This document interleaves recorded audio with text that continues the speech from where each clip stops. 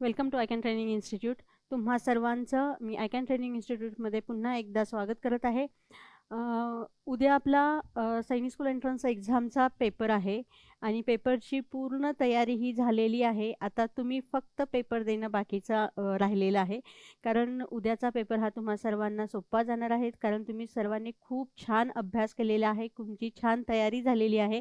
परंतु इथं तुम्हाला एक सांगायची आवश्यकता अशी भासते की काय होतं की मराठी मीडियमचे जे स्टुडंट्स आहेत, तर मराठी मीडियमच्या स्टुडंट्सला पेपर जो आहे तो फक्त मराठी लँग्वेजमध्ये सोडवायची सवय लागलेली असते. पण फायनल पेपर हा जो सैनिक स्कूल एंट्रन्स एक्झामचा जो पेपर असतो तो 2 लँग्वेजमध्ये असतो. म्हणजे मराठी मीडियमच्या मुलांसाठी एका साईडला क्वेश्चन जे आहेत ते मराठीमध्ये दिले जातात आणि दुसऱ्या साईडला क्वेश्चन जे आहेत ते इंग्लिशमध्ये दिले जातात. मराठी लँग्वेज हा जो सब्जेक्ट आहे तो फक्त तुम्हाला मराठीतून दिला जातो. म्हणजे सर्व प्रश्न जे आहेत ते सगळे प्रश्न तुम्हाला मराठीमधूनच दिले जातात. मात्र जेव्हा तुम्ही गणित या विषयावरती येता, तेव्हा गणितचा जो विषय आहे तर त्याच्या एका साईडला क्वेश्चन मराठीमधून असतो, तर त्याच्या दुसऱ्या साईडला तोच क्वेश्चन तुम्हाला इंग्लिशमधून दिला जातो. इथं मुलं कन्फ्यूज होतात. इथं मुलं मराठीमधला पण क्वेश्चन वाचतात आणि इंग्लिशमध्ये सुद्धा क्वेश्चन वाचतात. याच्यामध्ये काय होतं, हे दोन्हीही क्वेश्चन वाचण्यामध्ये तुमचा वेळ जातो आणि मग पेपर कव्हर होत नाही. गणितामधला इंग्लिशमधला क्वेश्चन हा मराठी मीडियमच्या मुलांनी कधी वाचायचा आहे, ज्यावेळेला इथले जे नंबर्स आहेत, हे नंबर्स जर तुम्हाला नंबर्सनी जर तुमचं ॲन्सर आलं नाही, तर अशा वेळेला काय करायचं आहे, रेफरन्स तुम्ही त्या क्वेश्चनचा मधील क्वेश्चनचा घ्यायचा आहे. पण सर्व क्वेश्चन जे आहेत ते पूर्ण क्वेश्चन तुम्हाला इंग्लिशमध्ये वाचायचे नाहीत. आता इथे जे आहे ते इथे तुम्हाला रफर करण्यासाठी जागा जी आहे ते बघा. इथं आता समजा इथे रफर करण्यासाठी तुम्हाला जागा आहे, इथे रफर करण्यासाठी तुम्हाला जागा आहे. इंग्लिश मीडियमच्या साईडला इथे जरी तुम्ही मराठी मीडियमचे स्टुडंट की इकडे जरी तुम्ही रफर केलं तरी सुद्धा चालू शकेल. परत काय होणार आहे, इकडेही क्वेश्चन आहे, इकडेही क्वेश्चन आहे आणि रफवर्कसाठी साईडला जागा नाही असं तुम्हाला वाटतं आणि त्यामुळे तुम्ही रफवर्क करत नाही. पण असं करायचं नाहीये. च्या क्वेश्चन्सच्या शेजारी जरी तुम्ही रफवर्क केलं किंवा त्याच्यावरती जरी तुम्ही रफवर्क केलं तरी सुद्धा काही प्रॉब्लेम नाही, तुम्ही ते करू शकता. हे बघा, एका साईडला तुम्हाला दिसत आहेत की इंग्लिशमधून आहेत आणि एका साईडला मराठीमधून आहेत.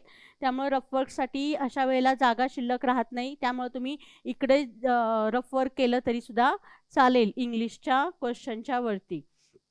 त्याचबरोबर तुम्हाला आतापर्यंत पहिला जो सिक्वेन्स असायचा पेपरचा, तो पहिला लँग्वेज, त्यानंतर गणित, त्यानंतर जे आहे तर जनरल नॉलेज आणि शेवटी बुद्धिमत्ता असा सिक्वेन्स होता. पण दरवेळेला तोच सिक्वेन्स राहील असंही नाही, कारण तुमचं जे आहे तर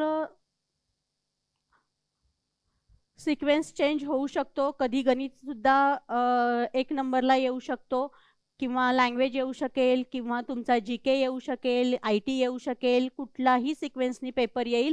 त्यामुळे सिक्वेन्स पाहायचा आहे आणि त्यानंतर तुम्ही जे आहे ते तुमचं पेपर सॉल्व करायचा आहे. बघा, आता हे जे आहेत हे 75 प्रश्नापर्यंत तुमचे गणिताचे झालेलं आहे. आता तिसरा सिक्वेन्स जो आहे तर तिसरा बौद्धिक चाचणी म्हणजेच बुद्धिमत्ता आलेला आहे.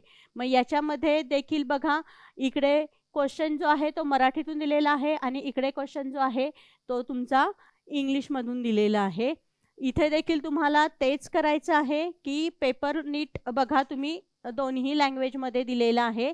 इथे देखील तुम्हाला जो क्वेश्चन समजत नाहीये तर रेफरन्स घ्यायचा असेल तर तुम्ही घेऊ शकता. बघा, इथं देखील तुम्हाला रफवर करायला जागा आहे, इकडे देखील रफवर करायला जागा आहे. म्हणजे इथं रफवर करण्यासाठी तुम्ही या जागेचा वापर करू शकता. त्याचबरोबर आता पुढचा जो असणार आहे तर पुढचा पेपर जो आहे तर पुढचा पेपर तुमचा जी-केचा असेल. ओके, आता इथे बघा, पुढचा क्वेश्चन सेक्शन आहे तो आहे सामान्य ज्ञान म्हणजेच जनरल नॉलेज. येथे देखील बघा, पहिला क्वेश्चन तुम्ही जर वाचला तर बघा, कालबेलिया कोणाला म्हणतात हा मराठीतून दिलेला आहे. तर तोच क्वेश्चन तुम्हाला जो आहे तो इंग्लिशमधून दिलेला आहे, who are non as Kalbelia.